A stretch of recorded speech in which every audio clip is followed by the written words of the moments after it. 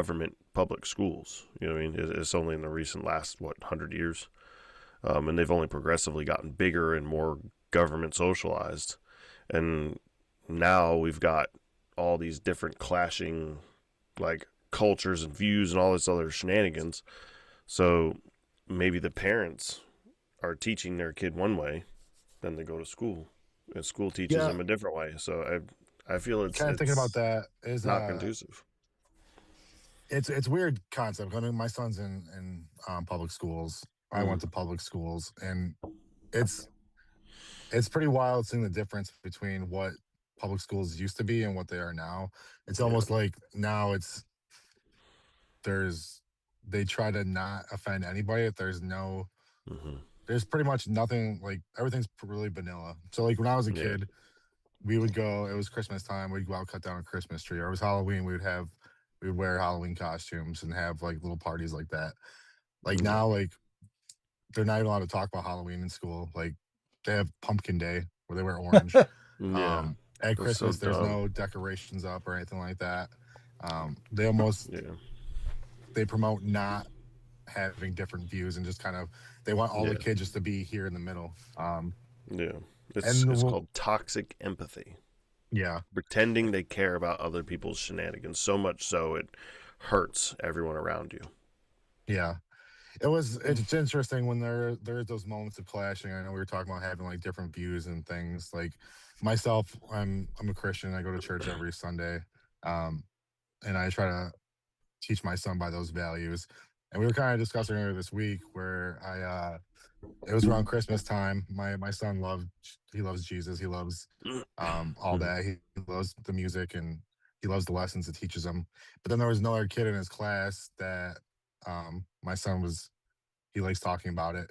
And the other kid told him that there was no Jesus, and they told him that there was no Santa Claus. Yeah. And it was a great education um, topic to be able to give to him. Because his first mindset was this kid's different. He doesn't agree with what I do, so I'm not gonna be his friend. And like a part of me Yeah. is like I'm proud of him for standing up for his convictions and stuff like that. Hmm. But at the same time, it's like at this age, we have to kind of understand that kids are kind of reflections of their parents. Your parents, right? Whereas like that kid doesn't know, he only knows what he's taught at home. Hmm. And that's his value system. So when it conflicts with somebody else's, um, like there can be a point of contention there. And like I want my Yeah. son to be able to accept other people because like my thought process, if I teach my son to have a certain set of values that Hmm. um maybe when he has that conversation with that kid that has a different set of values, that maybe the other kids seeing him and how he acts will be an Yeah. entry point of like that kid being able to have free thought and being able to Hmm. have better values. Because honestly, after meeting that kid's parents, I kind of saw where the kid was coming from, and like I feel bad for those kids. Like it's like Yeah. they have to be stuck in that until they're able to see the world a little bit. So, Right. um, This may be a conflicting view that me and you have. Uh, like I want my daughter to be accepting of others with different points and different views and stuff, but I also want her to recognize that that is different and mhm, those people may not be people I want to be around. So stay away. yeah, You know what I mean? And I don't know how you feel on that. Like she I can think, accept them and be okay and just but avoid them at all costs. You know, these people are bad. They're not for me. Right. I don't want them yeah, around me and my I think family. that It's that simple. as a when once we get to be like adulthood, that makes Hmm. more sense. Or as far even like even high school, like you kind of get a Yeah. sense of who a person's gonna be. Yeah. But I think like at this age, like 6, 7 years old, it's hard to gauge what. I mean, Yeah. you kind of see the signs, and Yeah. um, and honestly, sometimes I think it's good for our kids to see different points of view because it kind of brings them back to what their core values are. Like Yeah. he can tell me this happened. He saw this with this kid, and Hmm. my best way is to educate him and make sure he's aware of his convictions, that he knows that he's not gonna be persuaded to feel a different way because Yeah. that's how we are at home. those are the values I give to him, and those are Yeah. things that won't change. So, but Yeah. I do get your point. Um, Yeah. it's honestly, this world is it's a It's very evil crazy. place full of Yeah. crazy people. Yeah. Um, And we have come across, multiple children and families, over the years that have totally complete conflicting views of ours. Um, and I mean, one of the things it like you said, it is kind of helpful, for my daughter to see that, as much as I don't want her to see that, it in a way is good and helpful because it does help her build her morality, around Christianity and Jesus. You know what I mean? Because she sees how they act and some of the things that they do, and then we talk to her and explain to her, well, honestly, they don't believe the same things that we do. For the most part, her parents do those things or they do these things or she acts this way. I mean, not 100% totally because they don't believe in Jesus, but when you believe in Jesus and you follow the rules and and the model and morality of Christianity, for the most part, you understand good versus evil, and you don't really act this way because it's not okay. Not to yeah, mention you don't want to act that way. They act that way because they may not be evil, but they also don't understand good. So Now, and it does help her kind of restrain and get herself back to morality. So it's a good thing. now the yeah, one thing I want to add in there is I think it's very important for us all to also remember the fact of like I've made no hidden agenda that I am against what they teach in schools nowadays with the whole pride and LGBT and all this. Yeah, But the point, that I'll block. No, get yeah, away. but No, but the reason 100%. the reason I point that out isn't because I want to bash it off the bat, but it's more of they're teaching kids at a younger age about this stuff because kids are very easily influenced. Hmm. So, like, I think our discussion about the group of five, your closest five groups of people, Hmm. are determine what kind of person you're going to be. The the fact is like I'll allow people with like we've had nannies that have been Muslim, that have been Christians, that have been all sorts of things, right? And the one thing that I make a rule of is you can talk about culture. I have no problem with that. But you don't discuss your religion Hmm. with my son and you don't discuss your Right. politics. Now, the reason I bring that up is because the person can be good, but we teach a certain thing. Influence explaining it in a realistic air like a kind of setting that my son and my daughter can understand. That's not going to influence them Right. because so like Aaron, when your kid got told there's no Jesus or Santa Claus, my son would, because we've talked about it and we've talked about history, my son knows that Jesus has been recorded. He's the most recorded person in history through documentations, not just through the Bible, but through actual documents of that era that show that Jesus has been alive. He's the only religious entity or person or whatever that's in every single religion. Yeah, There's talk of him in every single one. but yeah. So basically, how I kind of addressed the situation was I was like, other people don't believe in the same things that you do, and I was like, but Jesus loves that little boy as much as he loves you. So mhm. Right. that little boy right now is lost. It's almost I think the after me and the parent, I think they were an atheist, and I almost think that like Hmm. I think being an atheist is worse than like I can respect other religions and like I kind of respect their faith and their ability to trust in God and to have a following, and Right. I can respect that part of it. But I think like the atheist part of it, to believe in nothing, that have no guidance, um, Yeah. that's where my issue kind of comes in. So I want him to respect other people, but at the same time, it's like I don't know if I want again like with Yeah. believing in nothing is worse than believing in something that's different. Right. So And that's kind of where I'm coming from with the whole fact of you need to, yes, letting your kids be around other cultures and other belief systems is perfectly, to me, is perfectly acceptable and fine. But where I find the problem is like they're going to interact. Like you don't want your kids dealing with bullies, but you know well enough they're going to face a bully every now and then. You mhm. know, even my son dealt with a bully in homeschool in one of our co-ops, right? So you kind of, sadly enough, know that it comes up. Now, Right. I don't know why the kid was being a bully. I don't know what was going through his head, but I also know that I'm not letting my kid spend a lot of time around that other kid because if he has these issues, I don't want my kid to be picking up those issues. Right. And, you know, until the kid's ready to actually work through whatever issues. Now, mind you, my son's 7 years old. He's going to be 8 soon. So most of those This is kids, perfect. All our obviously, kids are the same age. uh, They go through the Yeah. same things.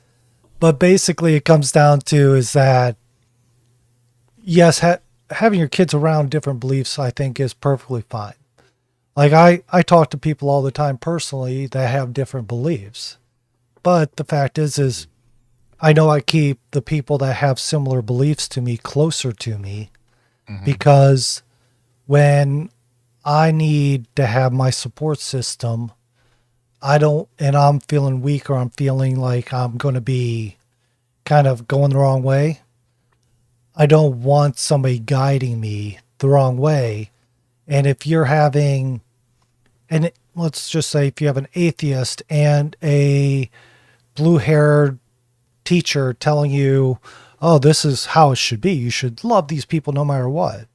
They're all going to go to heaven with you. And you're like, wait a minute. No, the Bible says this. And you're like, so no, these people, they're not accepting Jesus. They basically have condemned Jesus and all this. They're not going to heaven. It's just like I might know you, but if you curse me and talk bad about me, I'm not letting you into my house. It's as simple as that. Yeah, and I kind of go back to like the kids portion of it and the adult portion of it because like it's Hmm. I always like wonder at which stage because they all and, like in the Bible Jesus loves the children, Right. so like children are innately good. Well, So at Yeah. what point? I mean, because they can only. I mean, I grew up in a kind of a broken home and Hmm. kind of corrupted. I didn't really have a lot of the values I had until later on in life, and I was able to finally see um, like where I wanted to be in life and what kind of values I wanted to have for myself. So like when we say like the atheist part of it, like of a parent that has a different set of values, like I kind of want to give the child like again in elementary school they don't really have the ability to go online, do research, go to church by themselves, or Right.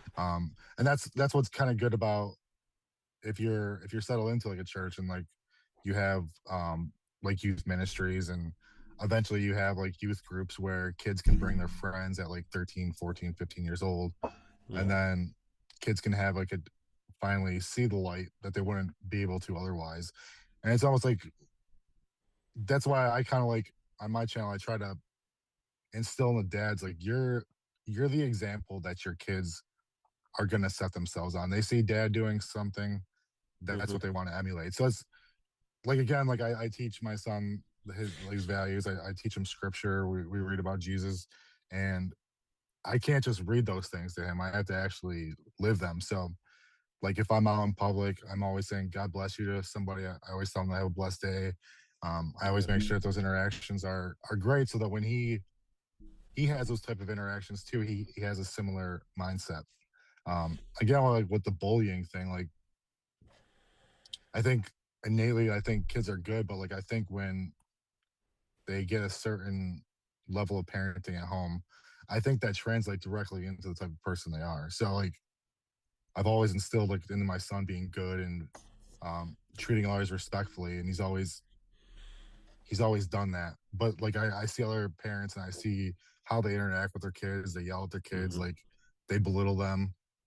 and then I feel like kids they absorb that and then they give it back into the world. Yeah. That's like, so I constantly I pray for these kids. Like I'm like, just help guide these kids to where they need to be, because they're not starting from a good place. Right. And Um, part of the problem comes to what you mentioned about the parents, right? So I guess the best way of looking at it is if you have a kid, let's look at I'm using your situation as the example. The mhm. parents were atheists. So they're consistently telling their kid, believe in nothing, believe in nothing, believe in nothing. Mm-hmm. So he's going to grow up doing that, dealing with that whole mindset, right? So where I see the problem of, if you know the parents are not disciplining, they're not teaching value systems, they're basically gentle parents with no belief. Do what you want, be loving. No, I'm not. We've Asking had their the baby for permission if they can change them. yeah, Yeah. exactly. Yeah. No So way. if you're doing that, to me, the kid's getting the short end, but Yeah, you're just nonetheless, harming a kid at that point. yeah. But the truth comes down to is that kid's not going to change until he's an adult in all this. Mhm. Mm-hmm. Allowing that kid around that kind of environment around your kid is going to keep wearing your kid down to the point of they're going to say, well, fine, you're right, whatever. Yeah. And the fact is my son has the support system here at home. We read the Bible, we discuss it, we do all this different stuff. The fact also is that you can, it's kind of a, I don't know if I heard this or what, but you can keep hitting a rock with a hammer. The first couple rocks, you get a few chips off, some dust, nothing happens. But if you keep hitting it, eventually, if you hit it in the right place repetitively, it's going to crack. So Mm-hmm. allowing differences occasionally into your worldview, I'm all for. Yeah. Kid says, there's no Jesus, there's no Santa Claus. Perfect. All right, let's discuss this. Yeah. Let's discuss why. Historically, Santa Claus and Jesus both are historical figures.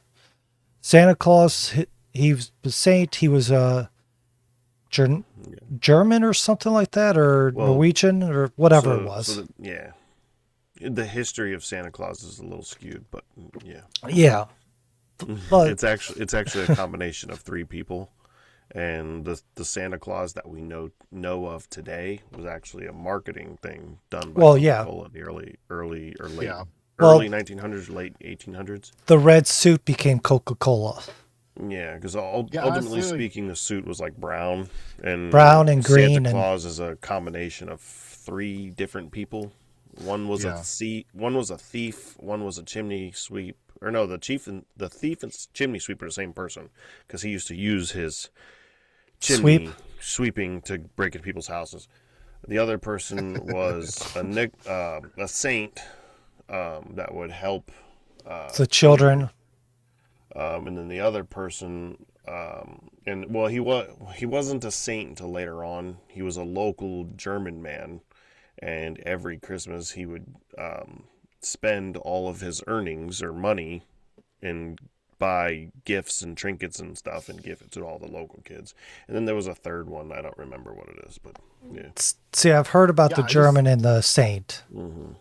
I Yeah. felt bad for like the kid, like to take that away from like, honestly, Right. my son knows like my values. My son's value system is, he's like, Dad, I think Santa Claus is the second nicest person in the world. And I was like, well, who do you think's the first? And he's like Jesus.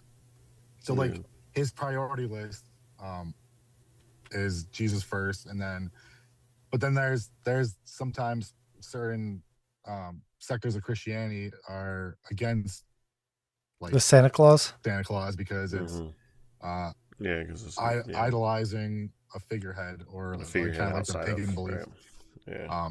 So again, it's the role of us as the parents to kind of be that gatekeeper. Like we're talking about like the kids with different values, And I guess in a public school setting, we can't control the kids that are put in that Yeah. system, but we can control from the time they're not in school. Yeah. Like, I'm definitely not going to let my kid go over to that kid's house alone, Yeah. and they're going to have dinner over there. So, Right. You're not gonna but spend a long time yeah, with them. Yeah. Yeah, that's Yeah. I've always said, and I maybe you guys might not agree with this. I don't agree with the majority of bullying, but there is a small level of it where sometimes it's I agree. And you know, needed. It's them kids in high school that were just terrible. You know, I'm gonna say some of them we straightened up by bullying the piss out of them and made them normal kids, and they grew Right. up today and they're normal.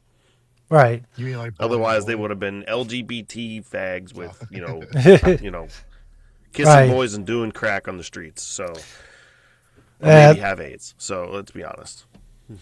Bullying, you know, It's a bullying, fine line. yeah, Fine because line. It really is. there is a point, but you know, I do think that calling out kids for being weird, saying, or trying to make sure that the kids understand, hey, this is not acceptable. Like all the kids dressing up as animals in schools.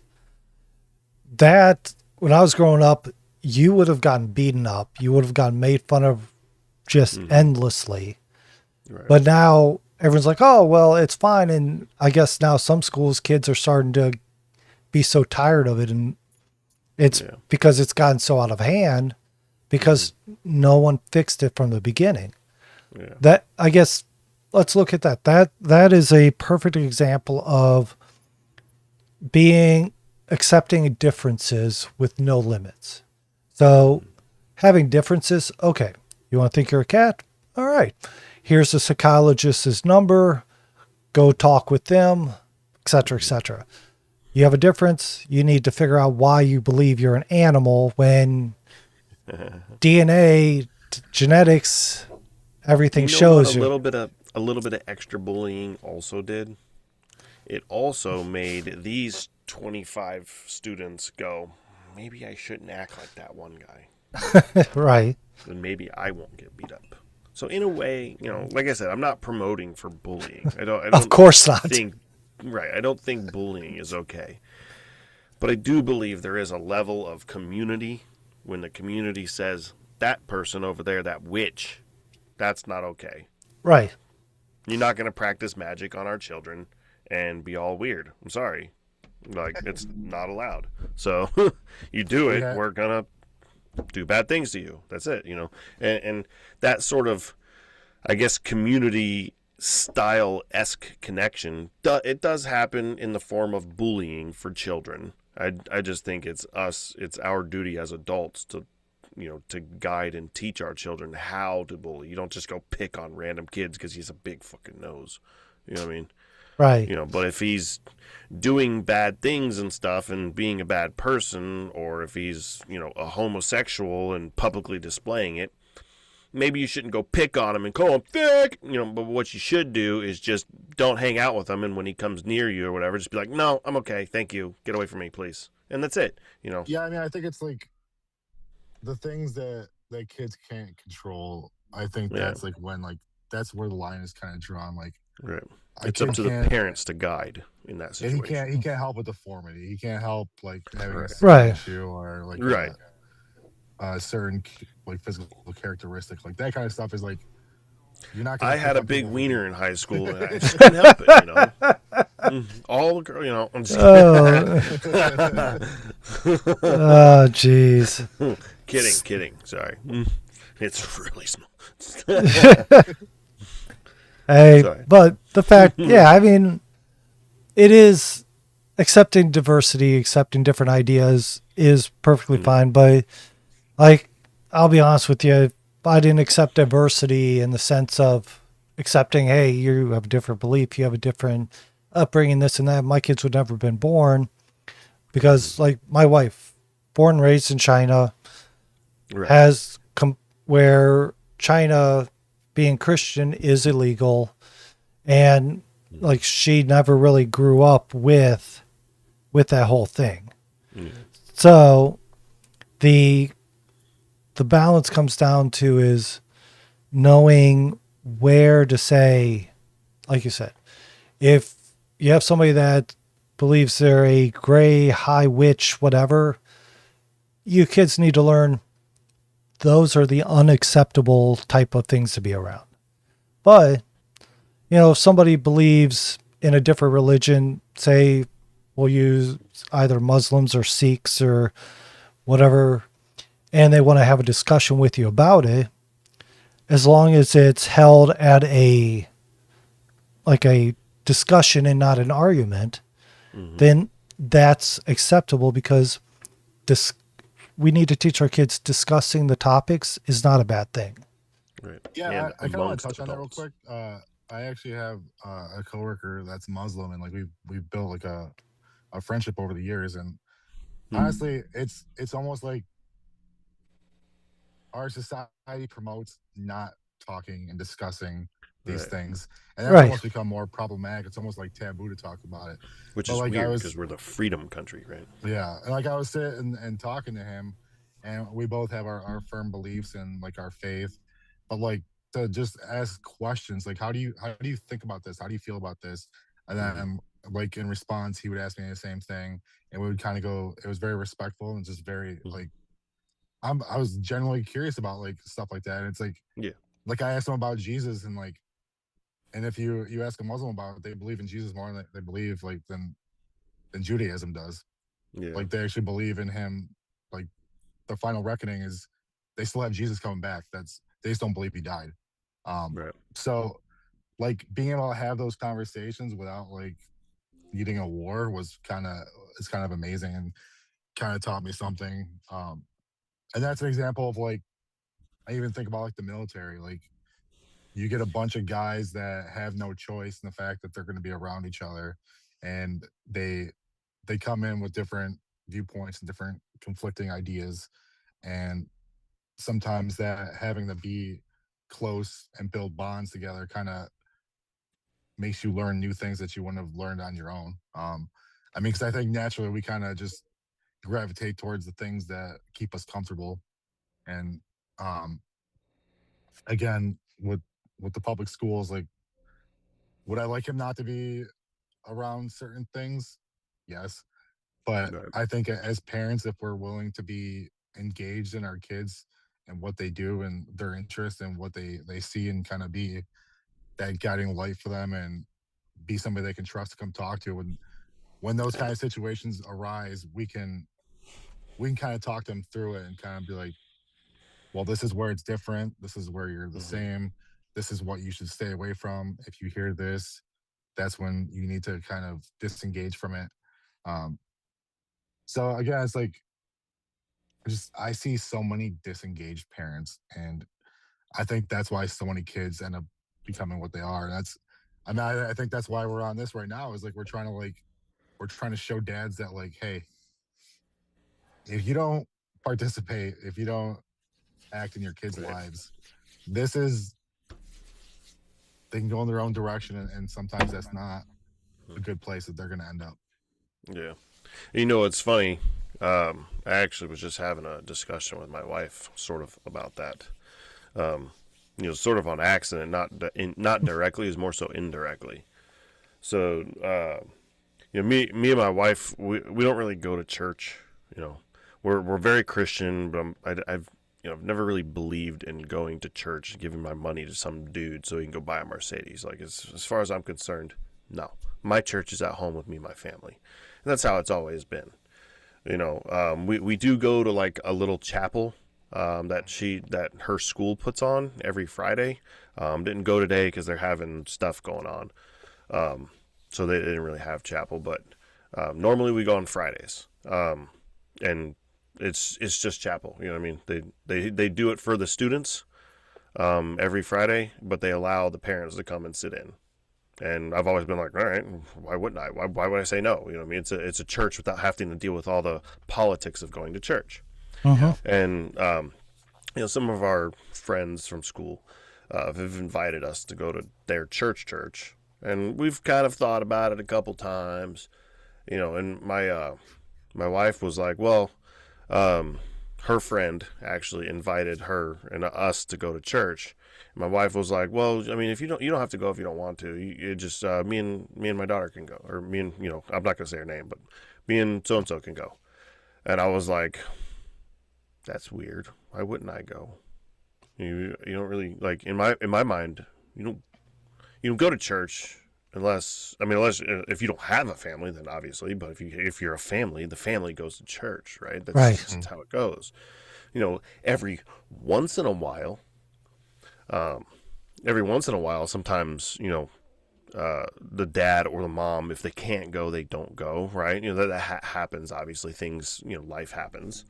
And she was like, oh, it's, I know a lot of parents where it's like that, so and so, her husband like never goes. He's always busy, and so her husband sometimes he never goes. He's always busy. It's like, or sometimes she was telling me one of them he just sometimes he just doesn't want to go. It doesn't feel like going. I was like, I don't understand. I was like, man, that's that to me, as bad as it and simple as it sounds, to me, it's that's bad. You know what I mean? That's disengagement from your family and from God.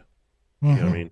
That's choosing to be like, oh yeah, you go deal with it. I don't feel like it. I'm gonna go sip my coffee and be lazy. Like, It's do you not interesting. care about your family? Like, this is how this happens. This is how disengagement of the father comes about.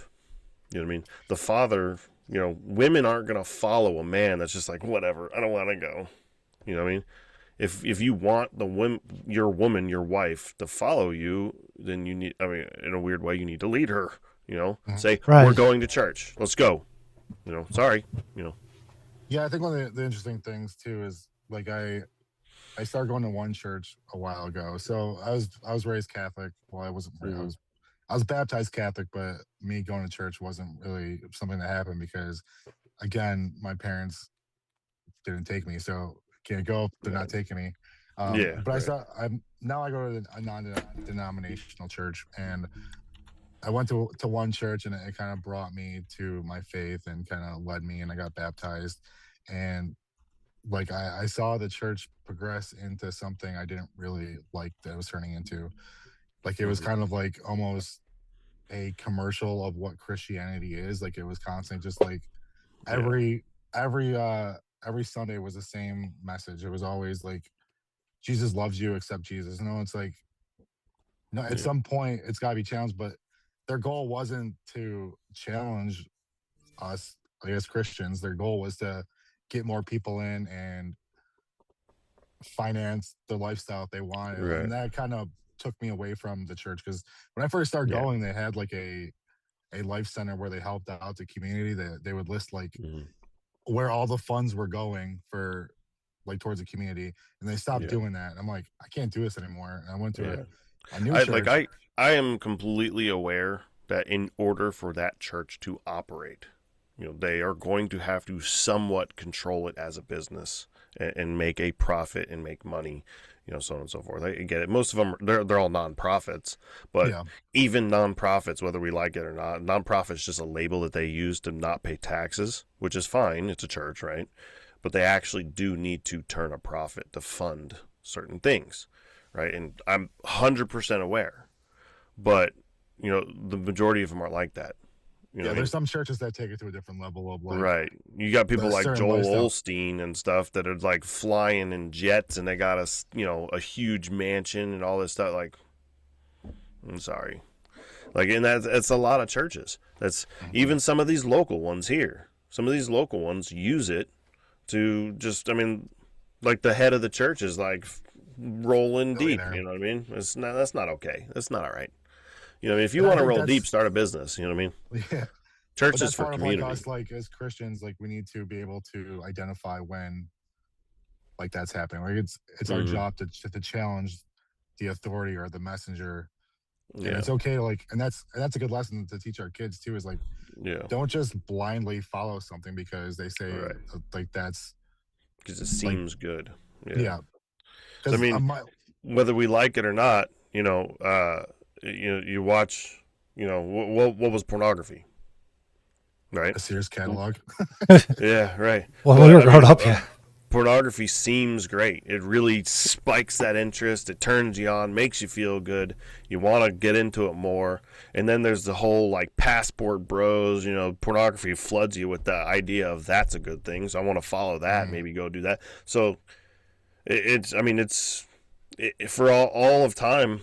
All good things come with hard work, but all bad things are just like they feel good, they're great, they're wonderful. Smoking weed, drinking booze feels great, right? And I want to follow these things, you know, banging bitches, doing, getting down with everybody and do all these things are instant gratifications and they feel good. And it's the same thing with following false idols. It feels good. It's great. Following a hard church that, but then you find out, Well, that's I took yeah. an interesting lesson from church a couple weeks ago, and it was like talking about like how like your faith in God has the ability to build things, build Mm-hmm. relationships in your life, build you to a certain character. But the evil that's out in the world, like Satan or the enemy, they don't have the ability to create anything within you. They only have the ability to corrupt or break parts of you that were once good. So Mm-hmm. that's constantly society. It's like that those bad things can't make me who I am, but they can definitely corrupt me down to where they are. Hmm. Yeah. Um, Mm-hmm. And that goes back to watching who we have around us. Is like I said, Yeah. teaching our kids discussion and understanding is fine to where you can discuss it and Right. try to understand where somebody else is coming from so that you can have a good relationship is one thing. Yeah. But allowing, like, I'm not going to let my son sit there and go on and on with a devil worshiper or satanic person that is pushing him to accept a demon into his soul. No, I'm not.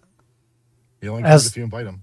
exactly, Yeah. and the fact is I I know well enough that my kid, I'm responsible for who they interact with.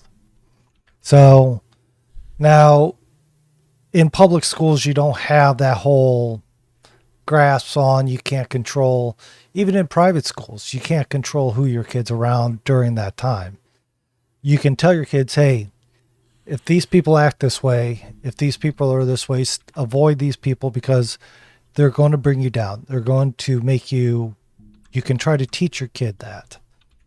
But I don't know about, even honestly, even as homeschooler, I can control a lot of who my son's around, but he does co-ops, he does classes, he does all these things. I don't dictate who gets to be part of that.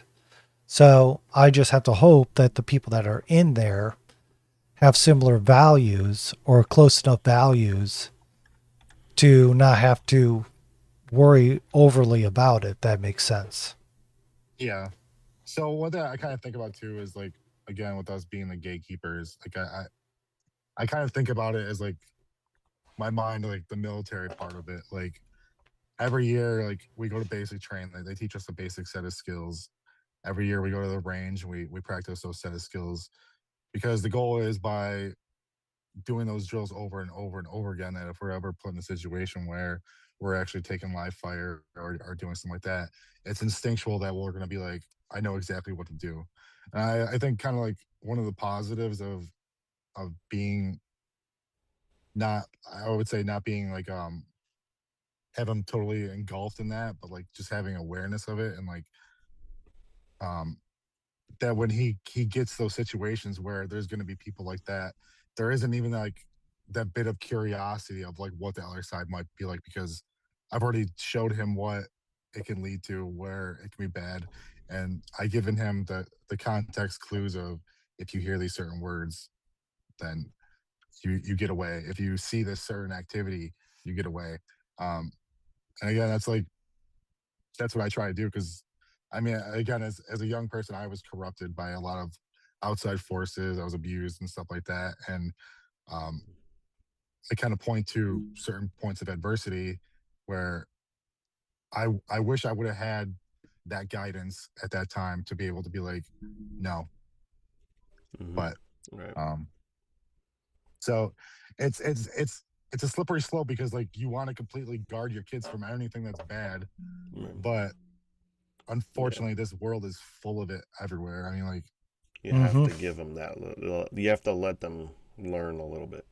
You it's have to. Yeah. terrifying. Like, I think about that all the Hmm. time, and I'm like, man, I hope I do a good job because one day they're gonna walk outside. And I'm not gonna be there holding their hand. I'm not gonna be there Yeah. to block Right. them. And I hope that what I did was good enough to give him the tools he needs to be able to protect not only himself but those he loves and cares about that are around him.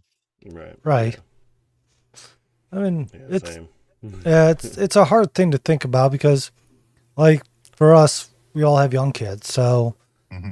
trying to trying to predict what we're doing. Like, if you have older kids, obviously you can say, "Yeah, I taught them well. I did this." At this stage in life, we're sitting here going, "All right, fingers crossed.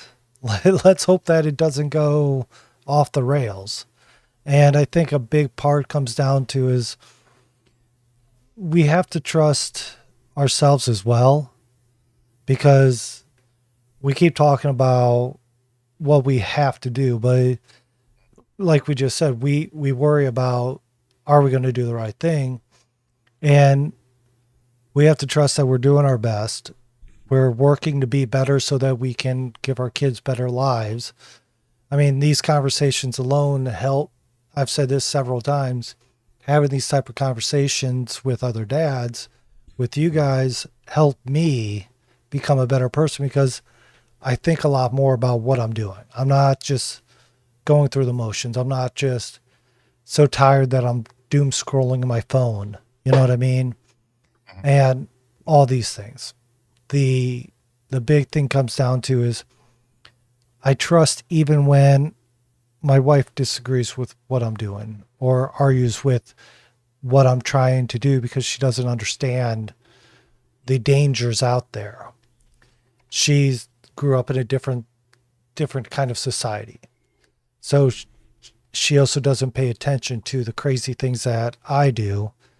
And it makes sense because she has me to watch out for the dangers. Hmm. But so I have to trust that I'm taking the abuse or the arguments or whatever you want to call it from my wife, for my kids when they get angry because I won't let them do something. I have to know that after all this stuff I have to deal with, I'm going to end up seeing the positive at the end where because of me being the bad guy, because of me being the guy that says these people are bad. Well, they seem so nice and friendly. Well, yes, that's how they bring you in. It's I'm the one that has to make sure they're aware that these people are not the good people. And once my teachings and they learn the values that are needed and they go out in the world, they go sit there and say, holy criminy, dad was right. I am so glad I got to do this and got to see this and learn to do this and all these different things that we've tried to put into our kids' minds and hearts is paying off. Hmm. I think one of the biggest things is that there's dads out there that are getting to the point where they're like, I'm tired of the fight. I'm tired of all Hmm. fighting with the school, fighting with other parents, fighting with my Yeah. wife. And they're just like, I'm going to sit back. I'll do what I have to do, but I'm not going to fight anymore. And I think that's a big problem where this diversity of beliefs comes in is once you stop fighting for your kids in that way, then you kind of allow this negative in where you no longer are raising good kids, good boys, good Hmm. girls. You're letting other people do it because you're letting them decide what those kids believe.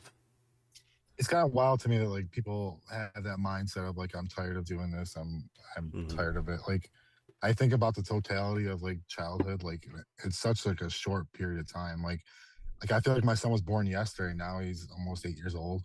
And it's like, Right. if you think about like the grand scheme of your like your whole entire life, this time you have with them to build them into hopefully good humans that make the world a better place is such a small sliver of our lives. It's like, Yeah. just suck it up. Like, if you That's have I was issues, talking about that a while back. We were discussing something about that, and I was like, I just don't understand how so many people are like saying the same thing what you're saying. How are they so quick to just be like, oh, my kids, you know? What I mean, it's like it's 18 years of your life. Like, Well, it's easy. You did all of your life for up to 20, 30 years or whatever it took you to have a kid. You had a great life up until then. Now you have a kid. You know, maybe it sucks. Maybe it doesn't suck. In my eyes, it doesn't suck. It's annoying and frustrating, but it doesn't suck. But anyways, for that 18 years, you can't put your partying, drug smoking, and pole smoking on pause. You know, like, come on. Right. But I will say, You you get say right how back to it in 18 years, buddy. you don't understand how it is. It's easy to see how that comes to be. Society tells you to think about you, live your dreams, Yeah. live your truth. It's all about you. Yeah. And you're being told that you are the center of the world. Everybody else is really not as important. You are that. So What religion is that? government. So Judaism. I have no idea about the Judaism faith. So, but what I do know is that when you're only focused about yourself, when you're only focused about your truth, your beliefs, your time, then Yeah. it's easy to say, I'm tired of being a parent. I'm tired of doing this. Or it's, look at me, I'm a good parent. My kids get to enjoy a happy childhood because I don't interfere. Or it's about they're doing things to make it how they look, not by what they're doing for their kids. Yeah. Like, yeah, I mean, I think of the total picture, and like I think like I love being a dad, and like I love the idea of one day being a grandpa and like being able to have more little kids around me and my son to still look to me for guidance, not because he wants me to solve his problem, but because he trusts me enough to come to me to see.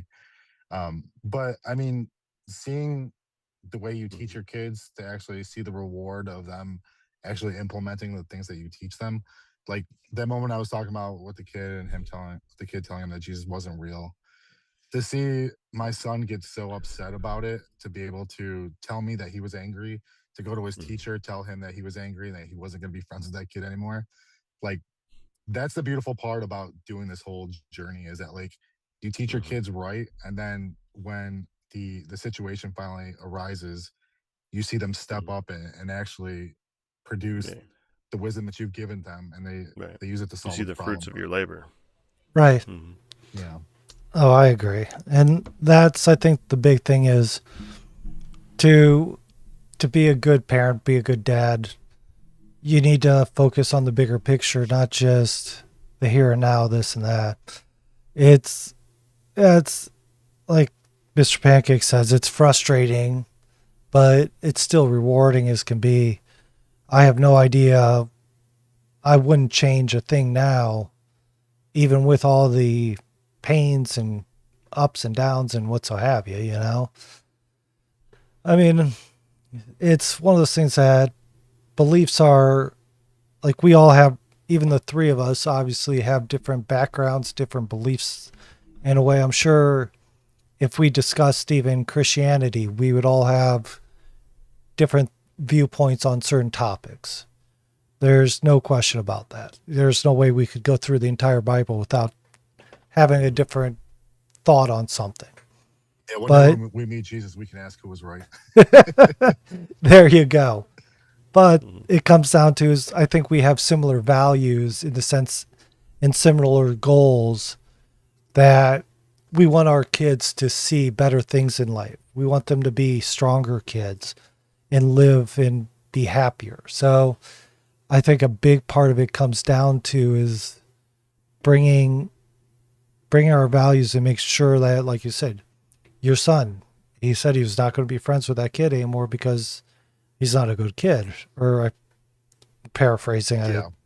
But basically your son learn that value of, okay, he is not a good kid because of these things here. Now, who knows? Maybe he grows up, he gets through whatever his parents have been pushing on him, he meets Jesus, or he kind of relents on and focuses on being a better person, whatever that takes for him. It is what it is. But you can't say you have to accept everyone as they are, because we are a lot of our parents and the kind of things our parents push into our minds. So, like, I know that there's been a long debate on your kids are going to be who they are no matter what you do, versus if you teach them, they're going to be a certain way. And I kind of look at both sides as like, I'm not very close to my biological dad, but I used to catch myself doing things that he did. And I had to stop myself and I had to train myself not to do those. I hear there's certain things that I do, like I'll hear in my own voice sometimes, I'll hear his voice. So I kind of that's not a big deal, but it reminds me of watching, because when I did know him, I didn't like the things that how I felt with him around. You know what I mean? He had at the time, and it's again, I must state this clearly, it's been a long time since I've seen him. He could have changed, I don't know. But at the time, it was all about me, me, me. He had that how do I look kind of mentality. Yeah. And that mentality made me not really thrilled to be around him. So I kind of obviously drifted away and what so have you. I think that making sure that we're teaching our kids what is right, wrong, blah, blah, blah is the important part.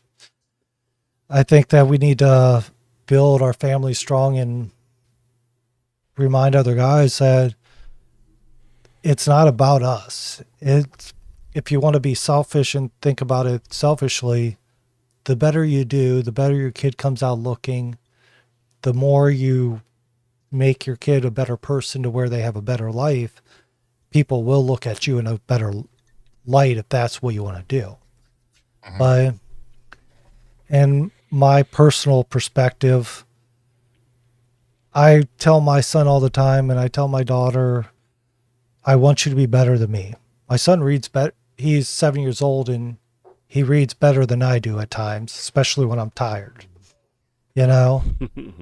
But a lot of that comes down to we work really hard with him on his reading. We push him to do, like his whole day today is all about just reading books. That's all he's doing, picking books and reading them and getting through them. So, but he's also reading stuff that matters, science books, what so have you. So we push an equal understanding of science, religion, and our values to help him be better. I mean, where do you guys kind of want to end this? What's your guys' final thinking on this?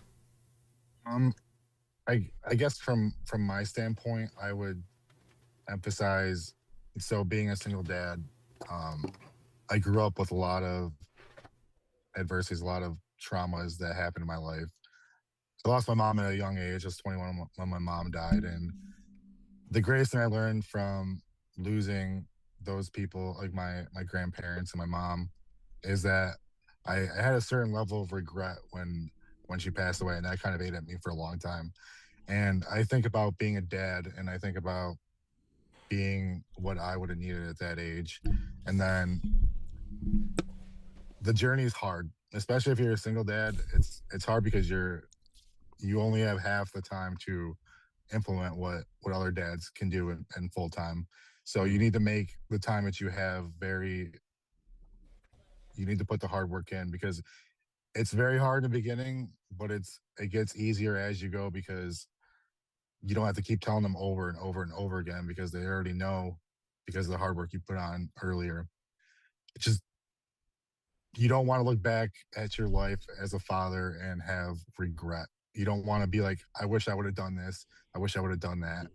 If you actually put the time in to work with your kids and teach them right, you can look back and say, I made the most of every single opportunity I had to make them better. Um, and then when they're finally 18 or once they're an adult, starting their own families, you can look back and say, there wasn't one missed opportunity. There's not one thing I wish I would have done differently because I was there, I was present, and I did the best I could. Mhm. And I think you see the reward when you see your kids become successful. Um, just don't live with regret because, like I said, this time goes by really fast, and you can regret something that happened a year ago because that is such. It's a very small part of your life, but it's a very big part of their life. So build the best relationship you can with your kids, teach them the right way, give them the convictions, and give them the tools they need to be the best version of themselves. It's pretty much where All right. Pancakes? Agreed. Yeah. Yeah. Same. I mean, that was kind of a weird analogy, but I mean, there's a reason why when you watch the Harry Potter series that the Weasleys are like the main focus of the entire movie. I mean, if you pay attention, seems like it's Harry Potter, but that's just the storyline. But the main focus in pretty much every series, every single movie, is the Weasley family. The Weasleys are involved in everything. There's a reason for that. You know, when you watch those series, I mean, they are the ultimate family. They have no money. They don't care about anything. They just are family. And where does everyone gravitate to? The Weasley's house. Every time. So there's a reason for it. You know what I mean? It's just, it's what we're ingrained to do. You know, have families. You know, so just need to be present, man. It's today's society has just kind of broke us down so bad to the point to where, I mean, fathers are not like, they're like, oh, I don't want to go to church today with their family. Like, give me a break. Like, in my, you know, as soon as I heard that, I'm like, what up? You know what I mean? Right. Like, what a wuss. You loser. You know, suck it up.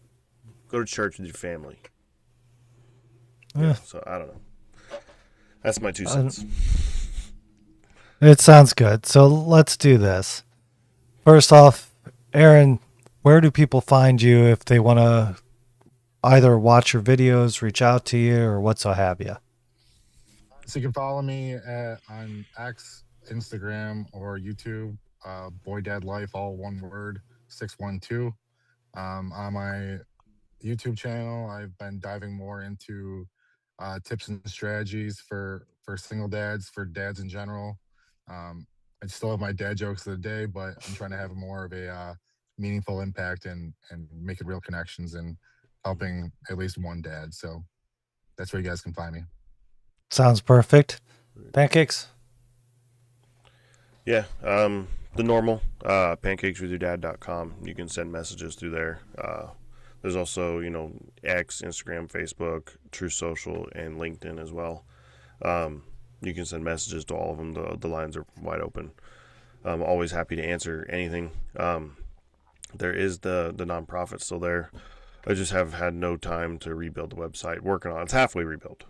So I got to finish it and get it back up and running. But once it does, I will definitely let you know. But the lines for donation are still up. The donations will go right into the account, and those will fund things like rebuilding the website, stuff like that. So for now, it is just a starting point. It is not an active, like, crazy, we're like helping the world nonprofit right now. We're just kind of building resources, getting ourselves positioned to, you know, be able to do those things.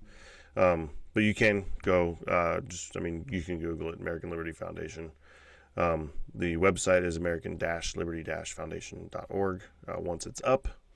But we do have an X, Instagram, a Facebook, a Twitter, or a LinkedIn, and a True Social. So you can go to all those as well. Please go to the website, thepancakeswithyourdad.com. Get some cool merch. World's flipping best dad all day long. We do have cool Gary Plochet FAFO stickers and t-shirts and hats. You can always get those because those are like the coolest dad. That's like the coolest dad in the world. And when we had Jody on, that was awesome. Jody is a great, amazing dude. So definitely go get some of that stuff. People have been buying those lately. So that's an awesome thing. But yeah, go there, get some merch. Definitely helps us with the show. Sounds perfect. And then obviously Call with Dads, callwithdads.com. Call with Dads is what you look up for on any social media that we're on. I'm not going to list them all out, but the easiest thing is find us on your podcast player. This is also a podcast. We're doing all live streams. The live stream stays up now. If you subscribe to our YouTube shorts, you get notifications of the YouTube live streams that we're doing like this, and you'll get notifications of the shorts that we post of the videos that come out on practically a daily basis. So subscribe to our channel, Call with Dads. Go to callwithdads.com. Other than that, we're good. So we'll look forward to talking with you all soon. If I say one last thing, Eric? Go ahead.